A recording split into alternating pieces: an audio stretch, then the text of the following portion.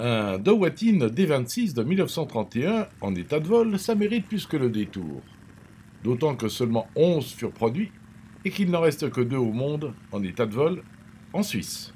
Appartenant à la Fondation pour le maintien du patrimoine aéronautique et entretenue par l'AMPA, cette merveille de 1931 nous régale.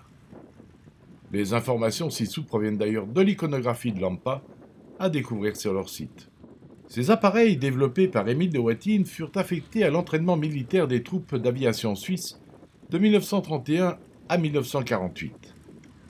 Sa particularité, entre autres, est d'avoir un système de démarrage très original, à volant d'inertie et embrayage par crabot mécanique. Un disque lourd, lancé à grande vitesse par une manivelle, et le grand enthousiasme d'un bon ami sportif, souvent pilote et ou mécano, fait office de démarreur.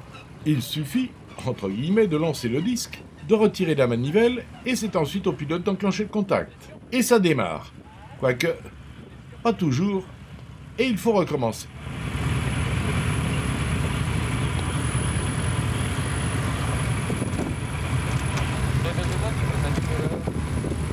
Deuxième essai.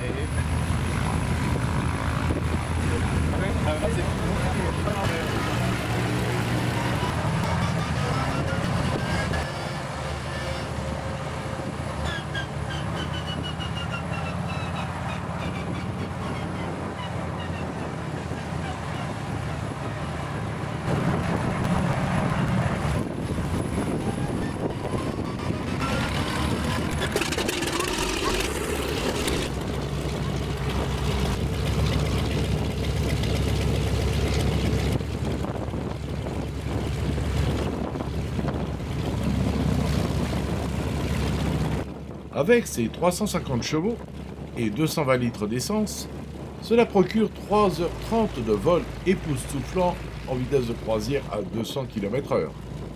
Rien n'empêche de voler à sa vitesse max de 320 km/h, mais moins longtemps, forcément. Au niveau armement, il disposait d'une mitrailleuse dont la trajectoire des balles se faisait au travers du plan de rotation de l'hélice, le départ du coup étant synchronisé avec le moteur. Pour celui-ci et pour d'autres appareils de guerre, il a fallu une sacrée imagination pour avoir pensé à ce système qui défie tout de même, a priori, les lois du raisonnable. Comme nous pouvons le voir, le Dewatin 26 est en métal léger, avec voilure et gouvernes entoilées, et c'est un monoplan à contre-fiche. Si le moteur vous interpelle, il suffit de compter les cylindres. 9 cylindres en étoile, pour un moteur à 4 temps, sous licence Hispano-Suiza, c'est joliment marqué dessus. Quelle beauté et si fonctionnelle. Refroidissement par air et, pour les initiés, carburateur double avec correcteur altimétrique mécanique.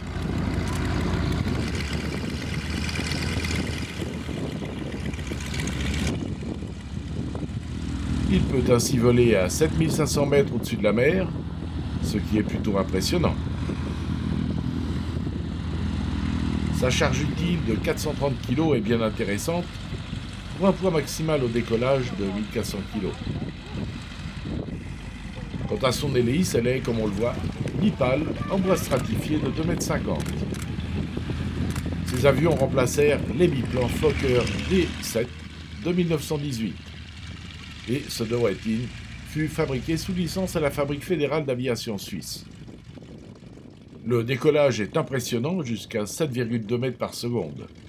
Les rescapés de ces 11 avions furent donnés aux aéroclubs suisses pour le tractage des planeurs jusqu'en 1960.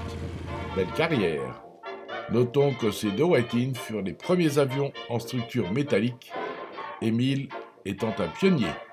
Bon, veuillez m'excuser, mais j'y retourne pour encore un peu le savourer, avec une chanson de 1931, année de sa naissance.